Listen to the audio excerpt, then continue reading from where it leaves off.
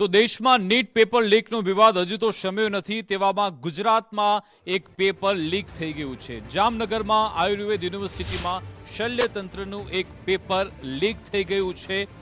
કહેવામાં આવી રહ્યું છે કે 20 તારીખે આ પરીક્ષા લેવામાં આવી હતી અને હવે આ સમગ્ર બાબતે યુનિવર્સિટી ઉપકુલપતિએ પણ પ્રતિક્રિયા આપી।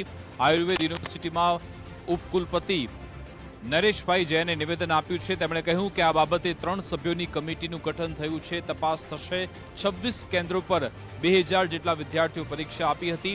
કસૂરવાર સામે આકરી સજા અને ફરિયાદ પણ દાખલ થશે। પેપર સેટ માટે અલગ અલગ 5 શિક્ષકોને જવાબદારી સોંપાઈ હતી। તેમનું કહેવું છે કે પેપર ક્યાંથી અને કેવી રીતે લીક થયું તે તપાસનો વિષય છે।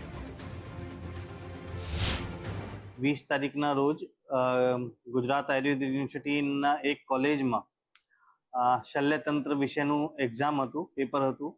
ત્યાં મોકલેલા એક સ્કોડના અધિકારી દ્વારા પેપર પૂર્ણ થયા બાદ અમે જાણ કરવામાં આવી કે ભાઈ સોશિયલ મીડિયા ઉપર આ પેપર ફેલતું થયું છે કે ભાઈ જે લોકો વિદ્યાર્થીઓ એની સાથે જોડાયેલા હતા અથવા કોઈ અધિકારી જોડાયેલું હશે આ કૌભાંડની અંદર, તો એને જે કમિટી બનાવી છે એના દ્વારા એક્સપોઝ કરવામાં આવશે અને યુનિવર્સિટીના એક્ટ અને રૂલ્સ રેગ્યુલેશન હિસાબે એના ઉપર શિક્ષાત્મક કાર્યવાહી કરવામાં આવશે। લગભગ 26 સેન્ટરો ઉપર એક્ઝામ લેવાઈ છે આ અને લેવાઈ રહી છે, હાલ પણ લિખિત એક્ઝામ ચાલુ છે। લગભગ 2000ની આજુબાજુ સ્ટુડન્ટ હશે એની અંદર અને 3 અધિકારીઓની કમિટી બનાવવામાં આવી છે જે વિદ્યાર્થીઓની લિખિત પરીક્ષા પૂર્ણ થઈ હતી પોતાનું અહેવાલ રજૂ કરશે।